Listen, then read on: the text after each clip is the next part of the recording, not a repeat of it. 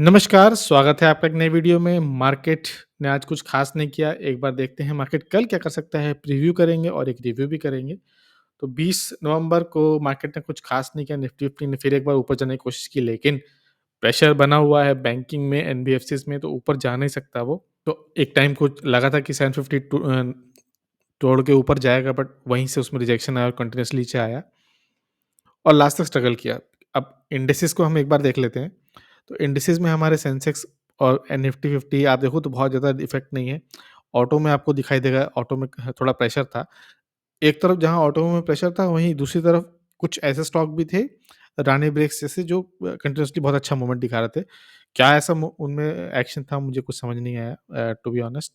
Metals में भी थोड़ा प्रेशर था और हम इसको स्क्रॉल करेंगे, निफ्टी में आ जाएँगे।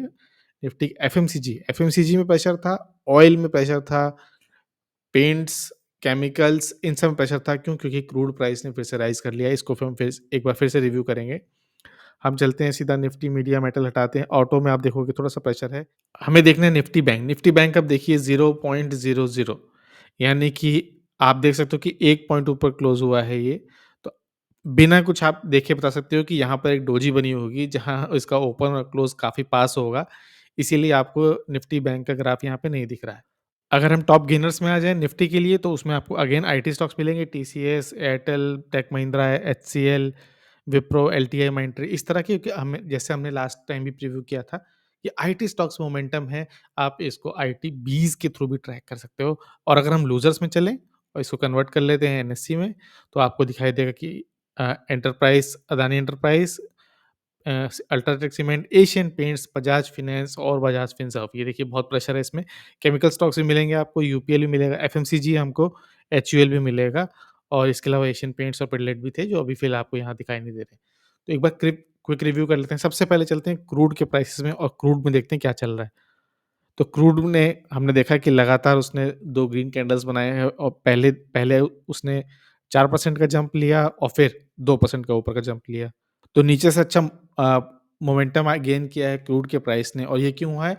क्योंकि अगेन ओपेक और रशिया ने मिलके प्रोडक्शन कट की बातें की हैं।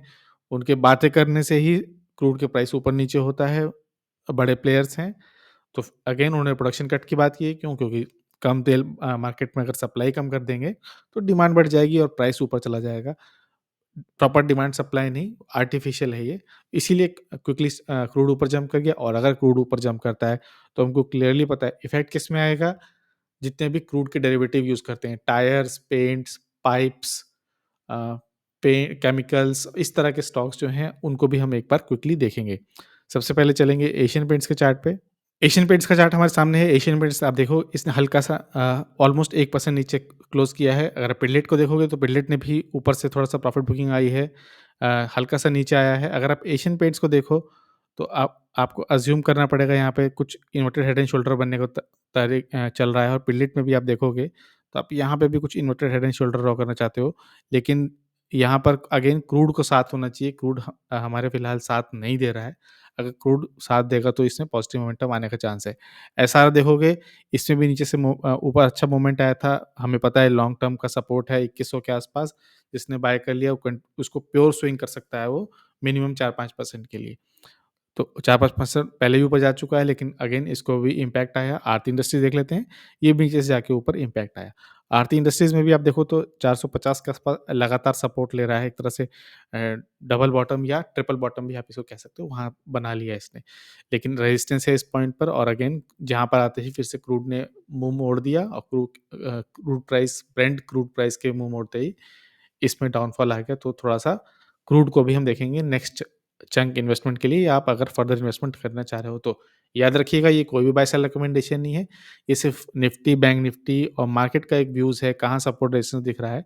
कोई भी डिसीज़न लेने, बाय सेल या कोई भी किसी तरह का डिसीज़न लेने से पहले आप प्लीज़ एक बार कंसल्ट करिए फाइनेंशियल एडवाइज़र से, या उससे बेटर मैं तो कहता हूँ अपनी एनालिसिस करिए, दूसरों के एनालिसिस के ऊपर, बेस्ट रहता है। इसके अलावा निफ्टी फिफ्टी में हमें पता है कि इस चैनल में आ गया है, और थोड़ा-सा रेजिस्टेंस को डेफिनिटली मिलेगा। क्योंकि पहले भी अगर आप एक हॉरिजॉन्टल लाइन यहाँ से सिलेक्ट करो और आप यहाँ पे प्लेस कर दो एक, तो आपको दिख रहा है कि यहाँ पर पहले भी रेजिस्टेंस है। तो इतना आसान नहीं होगा 19,800 के ऊपर इसको क्लोज़ करना। तो अगेन थोड़ा-सा रेजिस्टेंस को मिलेगा, फिर ये अगर इसको ऊपर जाना है, निफ्टी आईटी का साथ ले रहे हो तो जाना है। तो क्यों ऊपर नहीं जा रहा है? अगेन निफ्टी बैंक जब तक आपके साथ नहीं है तो कैसे ऊपर जाएगा? निफ्टी बैंक का हमने चार्ट खोल लिया है।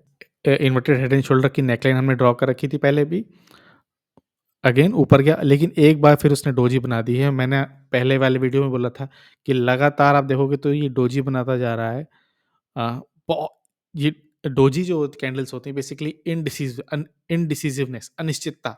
पता नहीं मार्केट को ऊपर जाना है, नीचे जाना है, क्या करना है। जब असमंजस की स्थिति है उसको शो करता है। अभी भी असमंजस की स्थिति बनी हुई है। एक तो बैंक्स में पहले ही प्रेशर है, आरबीआई का नोटिफ़िकेशन आ गया है, ऊपर से एनबीएफसीज़ को भी दिक्कत झेलनी पड़ रही है और उस वजह से बैंक निफ्टी अगेन प्रेशर में था। अगर वो नीचे आके यहाँ पे इस अपने पुराने लेवल के आस-पास भी आ जाए, 42,380 के पास इस वीकली एक्सपायरी तक, तो कोई भी सरप्राइज़ नहीं होगा। तो कॉशन रहिएगा, ध्यान रखिएगा कि मार्केट में कुछ भी, कल भी मैंने बोला था कि हो सकता है कि गैप अप ओपन हो, सीधा नहीं कूद जाना है। आप देखोगे ऊपर भी गया है, नीचे भी गया है। तो वेट करने दीजिए, मार्केट को स्टेबल होने दीजिए, कहाँ आके वो रुक रहा है वहाँ देखेंगे। बहुत सारी कंपनियों का स्टेटमेंट आया था, एसबीआई कार्ड का स्टेटमेंट आया था कि उनको दिक्कत नहीं है, उनके पास कैपिटल है, बजाज फाइनेंस की दिक्कत आई थी। लेकिन मार्केट ने ऐसा नहीं समझा। बजाज फाइनेंस हमने पहले भी 7,000 का लेवल ड्रॉ कर रखा है। 2 दिन ज़रूर इसमें थोड़ी बाइंग आई, लेकिन अगेन आज प्रेशर आपको देखने को मिल रहा है। 7,000 का लेवल वॉच करेंगे, उसके बाद डिसीज़न लेंगे। अगर टूटेगा तो नीचे हमको पता है कि 65 100 के पास भी एक सपोर्ट लेवल है। चोला में आप देखोगे, चोला में भी प्रेशर था। एबी कैपिटल यानी आदित्य बिरला कैपिटल में देखोगे तो ये तो काफ़ी टाइम से आपको दिखा रहा है लोअर हाई और लोअर लो के दिखा रहा है पैटर्न्स। यहाँ ब्रेक करने की कोशिश की, नहीं कर पाया। न्यूज़ आ गई आरबीआई का इम्पैक्ट, वॉल्यूम भी आपको दिख रहा है यहाँ पे। तो क्लियरली एक प्रेशर है एनबीएफसीज़ में, तो आप बिल्कुल ध्यान देके चलिएगा। कुछ भी डायरेक्टली बैंक्स और निफ्टी बैंक में डायरेक्ट पोज़ीशन मत लीजिए। थोड़ा-सा वेट करिए, मार्केट को स्टेबल हो जाने दीजिए। स्टेबल हो जाने के बाद हम देखेंगे कि हमको क्या करना है, क्या नहीं करना है। निफ्टी आईटी में आप देख रहे हो एक फिर मूवमेंट आया था। इतने से बड़े मूवमेंट के बाद कुछ लोगों ने प्रॉफिट बुकिंग की होगी, लेकिन फिर निफ्टी आईटी मूवमेंट आया था और निफ्टी आईटी ने थोड़ा-सा अप ऊपर मूव किया है, जो कि अच्छी बात है। अ, इसको आप हमने लास्ट वीडियो में और उससे पहले वाले वीडियो में भी डिस्कस किया था। हम इसको आईटीबीज़ के थ्रू ट्रैक कर सकते हैं। अगेन एक बहुत ही बड़ा-सा शूटिंग स्टार बना था, उसके बाद देखिए अगेन मूवमेंट आई है। निफ्टी आईटी में हुए, अब मूवमेंट आएगा। 2 साल हो गए हैं, हमने इसको वीकली बेसिस पे भी कन्वर्ट किया था और वीकली बेसिस पे कन्वर्ट करने के बाद भी हमने देखा था कि लगातार एक चैनल बना रहा है और इस तरह से इसको कुछ अपना अगर अपर बॉटम राउंडिंग बॉटम बनाना है, तो ट्रेड करना पड़ेगा। एक कंटीन्यूअसली एक चैनल में ट्रेड कर रहा है और चैनल का सपोर्ट लेके ऊपर जा रहा है। तो पॉजिटिव मूवमेंट है, आईटीबीज़ के थ्रू आप ट्रैक कर सकते हो। आईटी से रिलेटेड ही एक और कंपनी थी लेटेंट व्यू में हम देखेंगे अच्छा खासा मोमेंट आया है आज। शायद कोई बड़ा प्लेयर या कोई बड़ा खिलाड़ी जागा है और उसको उसने बहुत अच्छा इन्वेस्टमेंट किया है। क्वार्टरली रिजल्ट हमने लेटेंट व्यू के रिव्यू किए थे, अच्छे नहीं थे, काफ़ी ख़राब थे और उसका रिजल्ट इम्पैक्ट इसको पड़ा था, ये नीचे आया था। लेकिन शायद किसी का इंटरेस्ट आ रहा है, कोई प्री पोजिशनिंग कर रहा है, तो आज अच्छा खासा मोमेंट था 9% से ऊपर, लेकिन तुरंत जंप नहीं कर जाना है, वेट करिए। देखिए क्या ये सस्टेन होता है कि नहीं। हमको पता भी है कि यहाँ पे 460 पे यानी R3 के आसपास रेजिस्टेंस है। क्या ये इसको ब्रेक करता है? अगर आपको सो लग रहा है कि मल्टी ट्रिलियन बैगर बनेगा, multi bagger 10x, 4x, 20x बनेगा, तो अगर आप 450 पे लो या 465 के ऊपर, वो फ़र्क नहीं पड़ेगा। तो वेट करिए, देखिए कहाँ जा रहा है, क्या ऊपर कंसोलिडेट हो रहा है। अगर आप वीकली बेसिस पे भी इसको कन्वर्ट कर दोगे, तो अभी भी ऊपर से बहुत नीचे है। तो वेट करिए, क्या पता यहाँ पे डबल अ, टॉप बना के नीचे आए। ब्रेकआउट का वेट करिए, 460 के ऊपर जाएगा, फिर हम उसके एनालिसिस करेंगे, फिर उसके बारे में सोचेंगे क्या करना है। फिलहाल मैं रिज़ल्ट के बाद एग्ज़िट कर चुका हूँ पूरी तरीके से लेटेंट व्यू से। काफ़ी खराब रिज़ल्ट था, ऑपरेटिंग प्रॉफिट पे बहुत बुरी मार पड़ी थी। अब जब तक कुछ फंडामेंटली स्ट्रॉन्ग नहीं होगा, मैं बड़ा चंक डालूँगा, हो सकता है थोड़ा-सा चंक डालूँ अगर 460 को ब्रेक करे, टेक्निकल बेसिस पे। फंडामेंटली अभी मैं इससे दूर रहूँगा। इसके अलावा ज़ेनटेक में हमने ज़ेन टेक्नोलॉजीज़ में डिस्कस किया था कि इनको 42 करोड़ का एक अगेन ऑर्डर मिला है और इतिहास गवाह है कि जब-जब इसमें ऑर्डर मिला है, तब-तब इसने अपर सर्किट लगाया है। देखिए यहाँ से मिला था, ये अपर सर्किट, फिर एक अपर सर्किट। तो आज भी आप देखोगे 5% का इसने अपर सर्किट लगाया है और ये फिर क्लोज़ हुआ है। लेकिन अगर आप इंट्राडे मूवमेंट किया होगा तो शुरुआत में ऊपर जाके हल्का सा नीचे आया था, फिर इसने अपर सर्किट लगाया। तो अगर जिसने पोज़ीशन ले ली वेल गुड, जिसने नहीं ली वेट करो, थोड़े दिनों बाद फिर कंसोलिडेट करेगा, फिर एक नया ऑर्डर आएगा और फिर अपर सर्किट लगेगा, तब आप इसको प्ले कर सकते हो। इसके अलावा सनसेरा इंजीनियरिंग में अच्छा मोमेंट था, आज 3% से ऊपर का मोमेंट था। अगर आप कैंडल चार्ट देखना चाहो तो कुछ-कुछ ये मॉर्निंग स्टार जैसा बना लिया इसने। रेड कैंडल के बाद एक डोजी टाइप या हैमर टाइप कैंडल बनाया है, उसके बाद एक बड़ी-सी ग्रीन कैंडल। तो अच्छा अ, वॉल्यूम भी हमको दिखा और अच्छा बाइंग मोमेंटम भी दिखा, लेकिन ये ऐसा पहले भी दिख चुका है हमको, तो हमें वेट करना है इसका, थोड़ा-सा ऊपर आएगा। इस पॉइंट पे जहाँ 830 का पॉइंट जो है ये इसका एक सपोर्ट है, क्योंकि पहले ये रेजिस्टेंस था, जब हमने एक हॉरिज़ॉन्टल लाइन ड्रॉ कर रखी है। अगर आप प्रीवियस हिस्ट्री में जाओगे यहाँ पे, तो आपको दिखाई देगा कि यहाँ से इसने कई बार रेजिस्टेंस लिया है और काफ़ी बार यहाँ से इसने रेजिस्टेंस लिया और एक अच्छा पॉइंट है। तो मैं एक्सपेक्ट कर रहा था कि आएगा यहाँ पे सपोर्ट, रिज़ल्ट सिंसेरा इंजीनियरिंग का अच्छा आया था, तो पर्सनली मैं इसको ट्यूब इन्वेस्टमेंट्स की तरह देख रहा हूँ जो कि 4x 5x होगा आगे चल के, तो मैं धीरे-धीरे करके इसमें पोज़ीशन बिल्ड कर रहा हूँ। आपको पहले फंडामेंटल एनालिसिस करनी है, रिज़ल्ट के टाइम हमने डिस्कस किया था, आप वो वीडियो ज़रूर देखिएगा। मैं इसमें प्लान करूँगा अगर इसमें अगले दिन यानी कल फिर इसमें मोमेंटम आया, थोड़ा छोटी भी कैंडल बनी 2% की पॉज़िटिव या 1% की पॉज़िटिव और उसके बाद थोड़ा-सा कंसोलिडेट किया, मैं फिर इसमें प्लान करूँगा नेक्स्ट इन्वेस्टमेंट की। आप एनालिसिस करके करिएगा, ये कोई भी भाई से रिकमेंडेशन नहीं है। इसके अलावा मैनकाइंड फार्मा जो ऊपर गया था, ऊपर जाके नीचे आया था और अगेन इसमें मोमेंट आ चुका है, अपने ऑल टाइम हाई पे बैठ गया है। डेली बेसिस पे इसकी कैंडल लगाइए और डेली बेसिस पे हम देखेंगे कि वॉल्यूम भी अच्छी थी और काफ़ी टाइम के बाद कंसोलिडेट किया था। अगर आप देखो तो इसमें क्लियर आपको ब्रेकआउट दिख रहा है। अगर आप एक हॉरिजॉन्टल लाइन ड्रॉ करोगे यहाँ पे और आप इस पॉइंट पे लगा दो, तो आप देखोगे कि अ, एक राउंडिंग बॉटम टाइप पैटर्न बना है, जहाँ उसने यहाँ से लेके यहाँ तक कंसोलिडेट किया और इस पॉइंट को ब्रेकआउट कर दिया अच्छे खासे वॉल्यूम के साथ। अच्छी कंपनी है मैनकाइंड फार्मा और आगे चल के और भी ग्रोथ हो सकता है। अगर टेक्निकल बेसिस पे आप इसका टारगेट देखोगे तो आपको क्या करना है, राउंडिंग बॉटम का आप इस तरह से एक ड्रॉ कर सकते हो। इसको नेकलाइन से हाइट क्लोन करिए इसको, क्लोन करने के बाद इसको ऊपर पेस्ट कर दीजिए। तो इसको थोड़ा-सा चार्ट श्रिंक कर लेते हैं ताकि हम इसको ठीक से पेस्ट कर पाएँ। तो शॉर्ट टर्म पे इसका टारगेट 2173 यानी 2200 के आस-पास बनेगा। तो अ, वेट करना है हमको किस चीज़ का कि अगले दिन क्या मोमेंटम आता है। टेक्निकली इसको नीचे आके एक बार सपोर्ट लेना चाहिए। देखिए जब मैं कहता हूँ कि वापस आके नेकलाइन पे सपोर्ट लेना है तो इसका मतलब ये नहीं कि इस लाइन को ही टच करे। यहाँ से ये नीचे आएगा और हो सकता है कि यहीं से एक बार मोमेंटम दिखा दे। एग्ज़ैक्टली हमको देखना है तो हम देख सकते हैं बीकाजी में। बीकाजी मेरी दिवाली की पिक थी, आप उस वीडियो को देखिएगा तभी कुछ आगे डिसीज़न लीजिएगा। अगर हम बीकाजी को देखते हैं, तो बीकाजी ने भी सेम इसी तरह का पैटर्न बनाया था। एक ग्रीन कैंडल बनाई बड़ी-सी, फिर अगले दिन एक रेड कैंडल, फिर एक रेड कैंडल।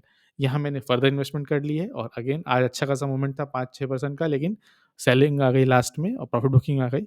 ठीक है, लेकिन मैं तो मल्टी ईयर्स के लिए देख रहा हूँ, तो मेरे को कोई दिक्कत नहीं फर्दर इन्वेस्टमेंट करने में। तो इसी तरीके से हम मैनकाइंड फार्मा में भी देखेंगे कि थोड़ा-सा अगर ये नीचे आएगा, फिर हम इसमें इन्वेस्टमेंट करने का प्लान कर सकते हैं। याद रखिएगा, बिना फंडामेंटल और टेक्निकल एनालिसिस के आप मत करना, घाटा हो सकता है। खुद का कन्विक्शन बिल्ड करना। इसके अलावा ड्रीमफ़ोक्स में भी एक न्यूज़ थी, अगर मैं ड्रीमफ़ोक्स की न्यूज़ शेयर करूँ, तो इन्होंने मलेशिया में भी अपने 3 के 3 पॉइंट्स आ गए जहाँ पर ये सर्विसेज़ देंगे। इन्होंने मेंशन किया है 3 एयरपोर्ट्स, कुआलालंपुर इंटरनेशनल एयरपोर्ट, अ, कोटाक किनाबालू और कुचिंग इंटरनेशनल एयरपोर्ट। तीनों जगह उन्होंने अपना किया है जहाँ आप अगेन अपना कार्ड स्वाइप करके ड्रीमफ़ोक्स की सर्विसेज़ यूज़ कर सकते हो। इसीलिए ड्रीमफ़ोक्स में भी हल्का-सा मूवमेंट था और खबर तो आज आई लेकिन शायद मार्केट को पहले से पता था इसलिए मूवमेंट पहले दिखा दी है। एक अ, अगेन मैं ड्रीमफ़ोक्स को देख रहा हूँ ईयर 2030 के लेवल पर। मेरा व्यू जो है वो बहुत ज़्यादा लॉन्ग टर्म का है। तो इस जो बड़ी गिरावट आई थी वन टाइम बाइंग जो ये आप देख रहे हो, ये मैंने डिस्कस कर चुका हूँ रिज़ल्ट में भी कि वन टाइम उन्होंने पेमेंट की है जिसकी वज़ह से उनको इतना लॉस आया। ये रिकरिंग पेमेंट नहीं है, ये वन टाइम पेमेंट है। रिज़ल्ट इस क्वार्टर का भी अच्छा आया था। पॉज़िटिव मोमेंटम दिखा रहा है, ऊपर की तरफ जा रहा है, अच्छी बात है। अगर आप इसमें मूविंग एवरेज भी लगाओगे तो ये तीनों अपनी मूविंग एवरेजेस के ऊपर आ चुका है। एक बहुत ही पॉज़िटिव मोमेंटम आ चुका है इसमें। तो अगेन मैं तो काफ़ी ज़्यादा इन्वेस्टेड हूँ इसमें, तो अभी थोड़ा और ऊपर जाएगा, तो हम बेसिकली एवरेज डाउन करने की जगह हम पिरामिडिंग अप करेंगे। तो याद रखना, बैंक्स में अभी भी प्रेशर है, बजाज फाइनेंस में भी प्रेशर है, बजाज फिनसर्व में भी प्रेशर है। उसको भी देखेंगे, एनबीएफसी में प्रेशर है। जब तक आरबीआई की नोटिफ़िकेशन और बैंक को थोड़ा सेटल हो जाने दीजिए, तब बैंकिंग स्टॉक्स में हम कुछ आगे का प्लान करेंगे। आईटी स्टॉक्स फिर रैली करेंगे। डॉलर इंडेक्स डाउन है, याद रखिएगा डॉलर इंडेक्स डाउन है। मैं उसको ओपन कर देता हूँ एक बार ताकि हम देख भी पाएँ। डॉलर इंडेक्स डाउन है लेकिन स्टिल 103 पर है, ऐसा भी नहीं है कि डॉलर इंडेक्स 100 के नीचे आ गया, 80-90 पे आ गया। अभी भी बहुत अच्छी पोज़ीशन पर है, आईटीज़ कंपनी को फ़ायदा होगा इसमें हमेशा की तरह। तो उसमें हो गया लेटेंट व्यू का हमने देख लिया, ड्रीमफोर्स का अपडेट देख लिया, क्रूड की वजह से जो प्रेशर आ रहा है, प्रोडक्शन कट की धमकी दे रहे हैं ओपेक और रशिया, उसका देख लिया, मैनकाइंड फार्मा देख लिया, सनसेरा इंजीनियरिंग जो मेरी पर्सनल इन्वेस्टमेंट है, मैं उसको भी देखा आपने। तो निफ्टी 50 अगेन बहुत ज़्यादा मूवमेंट मेरे को नहीं लगता कि कल दिखाएगा, स्टेबल रहेगा। फाइनेंशियल निफ्टी की एक्सपायरी भी होती है ट्यूज़डे को, थोड़ा उस फाइनेंशियल में भी हम ध्यान देंगे। इसके अलावा टाटा टेक्नोलॉजीज़ का आईपीओ आने वाला है, उसके चक्कर में टाटा के स्टॉक्स भी ऊपर जा रहे हैं। अगर टाटा इन्वेस्टमेंट देखोगे आप, तो 2 दिन बहुत अच्छी बाइंग आई है, बट इसको आप इसमें इन्वेस्टमेंट करने का फ़ायदा नहीं है, बहुत ऊपर है। मैं तो इसमें कोई इन्वेस्टमेंट करने सोच नहीं रहा हूँ। टाटा टेक्नोलॉजीज़ का आईपीओ आएगा, उसमें ज़रूर सोचेंगे, प्लान करेंगे। तो ये था एक स्मॉल वीडियो मार्केट प्रीव्यू के लिए, कैसा लगा आपको ज़रूर बताइएगा। अब एक नए चैनल है, हेल्प करिए ग्रो करने में। वीडियो को देखने के लिए बहुत-बहुत धन्यवाद।